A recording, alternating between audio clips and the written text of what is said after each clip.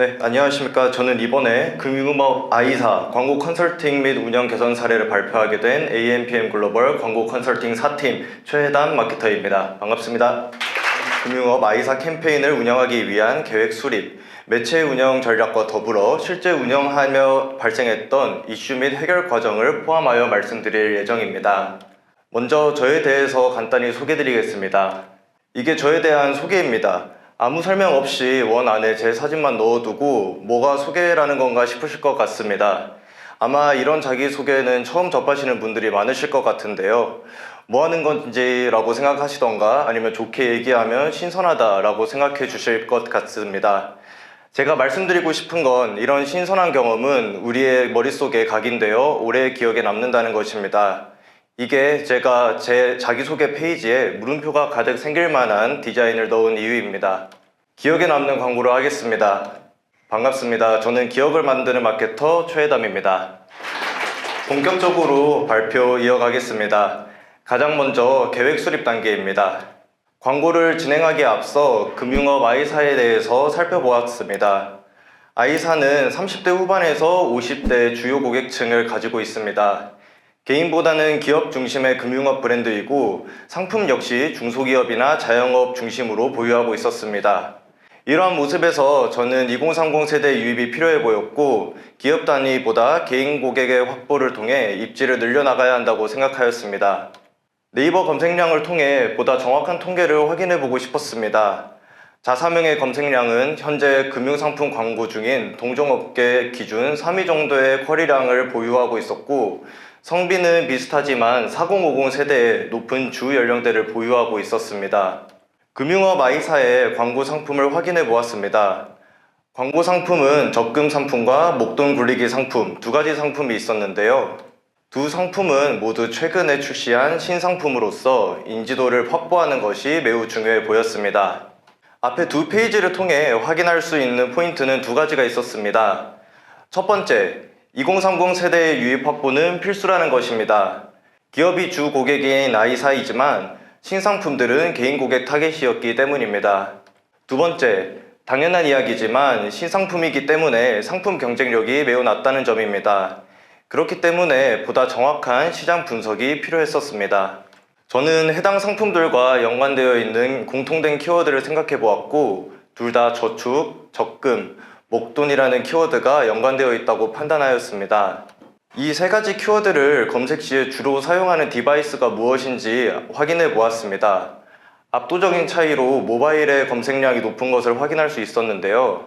그렇기에 저는 해당 광고를 운영할 때 모바일에 가중치를 줄 수 있는 캠페인을 생성해야 한다고 광고주 분께 말씀드렸습니다. 또한 해당 키워드들의 검색량에 따른 인구 통계 자료를 확인해 보면 성비의 비중은 비슷하지만 연령대는 2030 세대의 검색량이 매우 높은 것을 확인할 수 있었습니다. 그렇기에 성별보다는 연령대를 타겟팅하고 I사의 취약 고객층인 2030 세대를 사로잡기 위한 매체 선정이 필요할 것이라고 강력하게 말씀드렸습니다.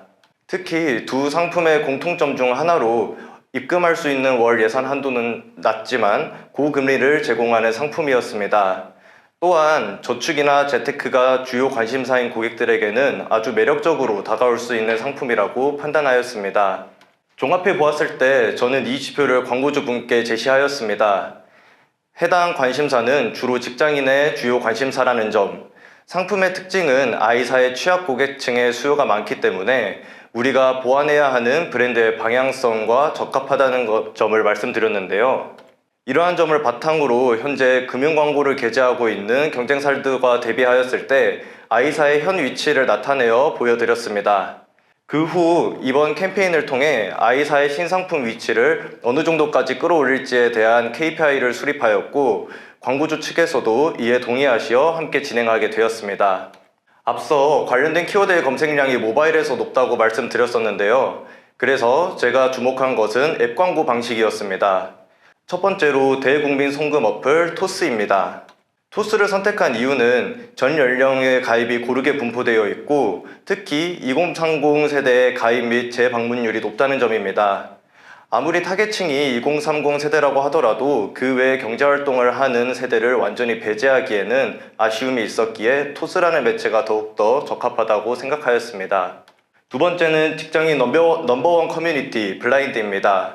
성별의 비중 역시 타 매체에 비해 균등하게 분포하여 있었고 주요 타겟층인 직장인을 맞춤 타겟팅할 수 있다는 점이 가장 큰 장점으로 저에게 다가왔습니다. 그럼 먼저 실제로 토스 캠페인 운영 과정을 말씀드리도록 하겠습니다. 토스가 보유한 수많은 광고 지면 중에서 제가 가장 중요하게 고려한 요소는 딱 한 가지였습니다. 신상품에 대한 인지도 증가를 위해 높은 도달률이 필요하기에 노출량이 많은 지면이 필요하다는 것이었습니다. 해당 조건을 만족하는 지면은 썸네일 배너와 모먼트 배너가 있었고 각각 CPM과 CPC 과금 방식이기 때문에 광고 예산 관리에도 효율적인 믹스가 될 것이라고 판단하였습니다. 지면을 선택한 후 캠페인을 어떻게 세팅하였는지 설명드리겠습니다. 우선 관심사, 연령대, 시간대 총 3가지의 타겟팅을 설정하였습니다. 관심사는 금융과 연관되어 있는 토픽을 채택하였고 연령대는 25에서 55세, 시간대는 출근, 점심, 퇴근 시간대를 타겟팅하였습니다. 시간대의 경우 직장인들이 핸드폰을 가장 많이 사용하는 시간대를 생각하여 나누었습니다. 잠시 해당 세팅에 대한 결과값을 말씀드리자면 실제로 캠페인을 진행하였을 때 남성이 55, 여성 45%, 연령대는 30대, 20대, 40대 순으로 높은 클릭률을 보였습니다. 다음으로는 배너 광고의 꽃이라고 할 수 있는 이미지 소재 선택입니다. 총 2가지 소재를 각각 세팅하였고 그중 클릭이 더 많이 유도되는 소재 한 가지를 선택하여 집중 운영하였습니다. 진행을 하다 보니 항상 잘 되기만 했었던 것은 아니었습니다. 모먼트 배너에서 오전 시간대에 높은 클릭률이 발생하였지만 실질적인 전환으로는 거의 이어지지 않아 이 점이 광고비 누수가 발생하고 있다고 판단하였습니다. 분석해보니 모먼트 배너에서 클릭하면 1원씩 주는 팝업 스토어 기능이 출근 시간대 용돈벌이 용도로 단순 클릭하는 유저가 많다는 것이었습니다.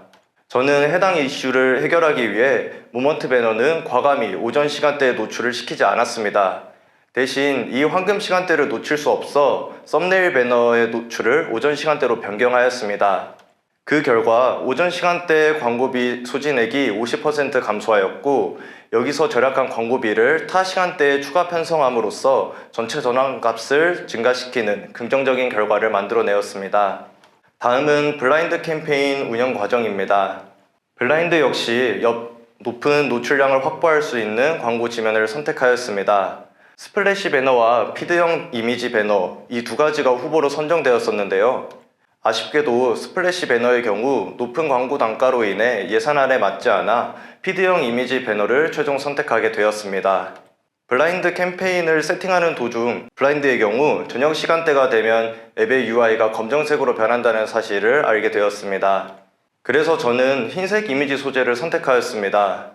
토스에서 진행하는 디자인과 큰 틀은 유지하되 배치나 색상 등을 바꾸는 변화로 잠재 고객들이 2가지 어플을 동시에 이용하였을 때 같은 상품이라는 것을 인지할 수 있도록 하는 것에 집중하였습니다.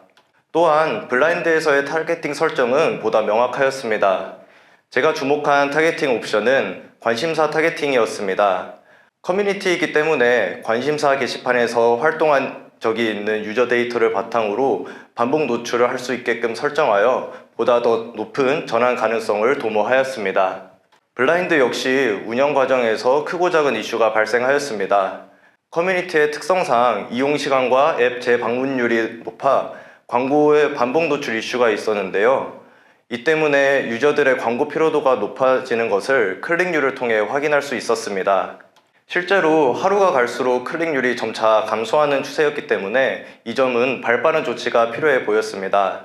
저는 각 상품에 서로 다른 이미지 2개를 세팅하여 소재가 교차되어 노출될 수 있도록 하였습니다. 광고에 대한 피로도 감소로 지속적인 관심을 이끌어내기 위함이었습니다. 실제로 소재를 추가한 후 가장 높은 수준의 클릭률은 아니었지만 큰 등락 없이 평이한 수준의 클릭률을 매일 유지하는 모습이었기에 효과적이었다고 판단하였습니다. 광고주분과 소통을 통해 현재 캠페인 운영에 대해 만족하신다는 답변을 받았습니다. 하지만 저는 여기서 멈추지 않고 토스에서는 지면별로 더 좋은 시간대와 입찰가를 발굴할 예정입니다. 또한 블라인드에서는 우리가 메타 광고에서 유사 타겟팅을 설정하는 것과 같이 클릭률을 높일 수 있는 유사 관심사 타겟층을 끊임없이 발굴해 나갈 예정입니다. 이렇게 저의 실제 캠페인 운영 과정을 말씀드렸는데요. 마지막으로 저와 광고주 사이의 솔루션 및 커뮤니케이션 방식을 설명하며 마무리 지을 수 있도록 하겠습니다. 저는 모든 광고주분들께 다음과 같은 프로세스로 안내 드립니다. 가장 먼저 브랜드 현 상황 파악, 그리고 과거 광고 운영 경험을 파악합니다. 광고 KPI 설정, 광고 운영 계획 수립 후에 캠페인 세팅 및 세팅에 관한 조율 과정을 갖게 됩니다. 이어서 모니터링 및 캠페인 최적화, 그리고 주간, 월간 매체별 리포트 제공, 나아가 추가 매체 제안 및 브랜드 방향성에 대해 컨설팅해드리고 있습니다. 이러한 과정을 통해 효율적인 캠페인 운영뿐만 아니라 브랜드에 있어 제2의 가치를 창출할 수 있도록 이끌어가고 있습니다. 세팅만 하고 끝난다면 마케터가 아니겠죠? 주간, 월간, 리포트 제공을 통해 광고주분과 성과에 대한 소통을 하며 앞으로의 방향성에 대해 말씀드리고 있습니다. 리포트에 있어 제가 강조하고 싶은 말이 한 가지 있는데요. 광고에 대해 지식이 많은 광고주분들도 계시지만 그렇지 않은 분들도 분명히 계십니다.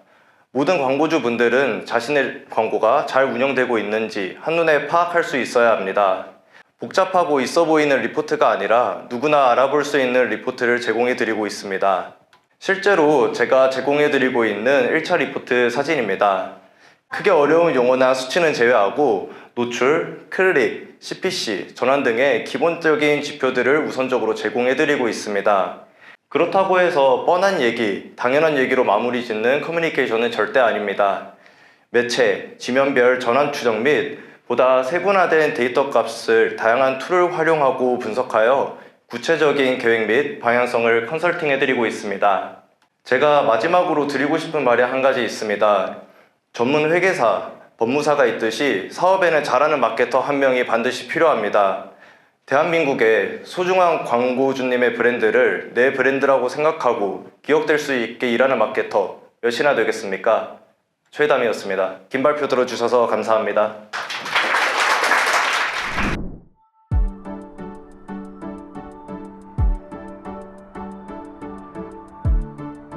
구독과 좋아요는 컨텐츠 제작에 힘이 됩니다.